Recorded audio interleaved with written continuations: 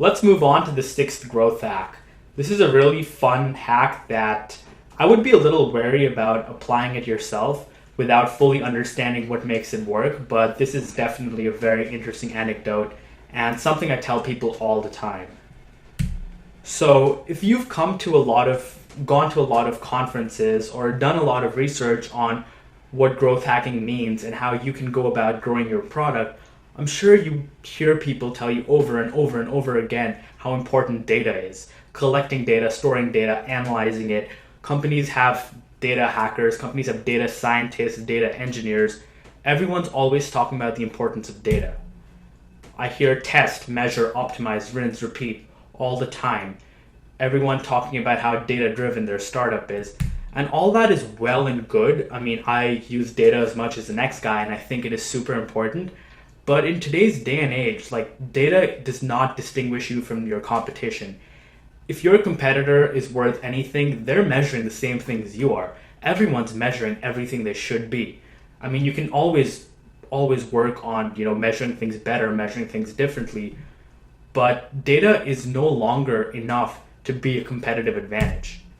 And the other problem with data is you frequently fall into what I call a data trap, which is a tendency to optimize towards the local maxima.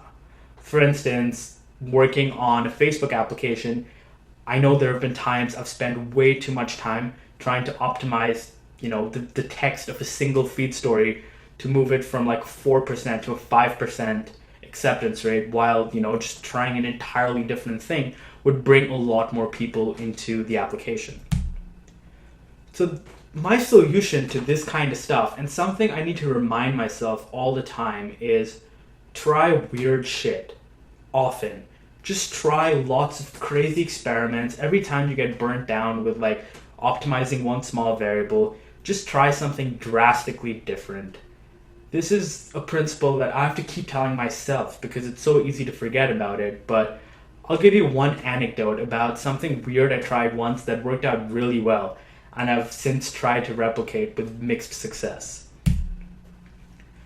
After getting bored of optimizing feed stories for my Pac-Man game, this was a very, very simple game. It was a Pac-Man Flash game. Sorry, Namco, I did not have the rights. I think we named it something else, but it was based on Pac-Man.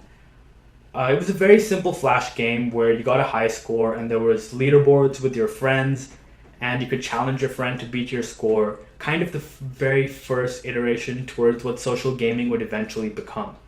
And the application was doing very well, but it wasn't growing super fast. But the users were dedicated and kept coming back. So revenues were still good.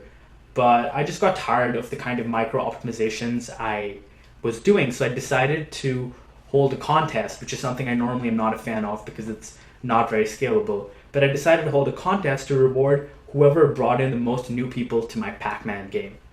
And the reason this worked is I gave people individual referral links, which could be directly incentivized as they were not a Facebook communication channel.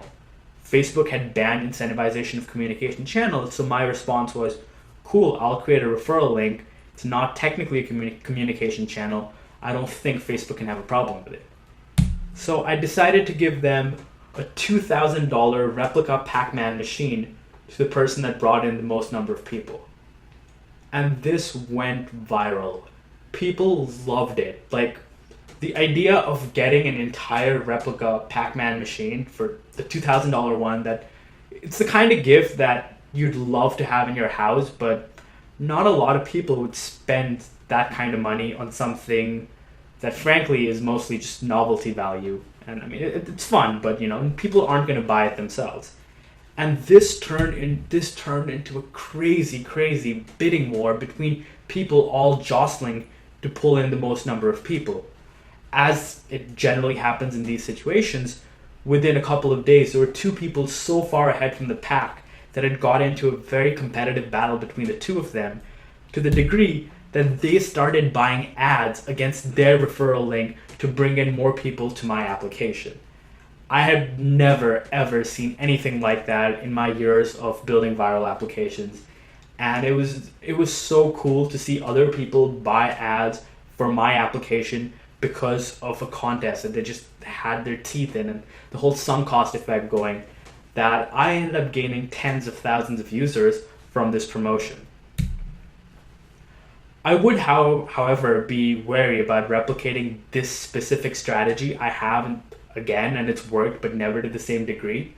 But the takeaway I want you to get from this is just try crazy shit, man. Like, just try stuff that seems stupid, seems outrageous, seems crazy. Just give it a shot and see how it goes, because optimizing stream stories is only that much fun.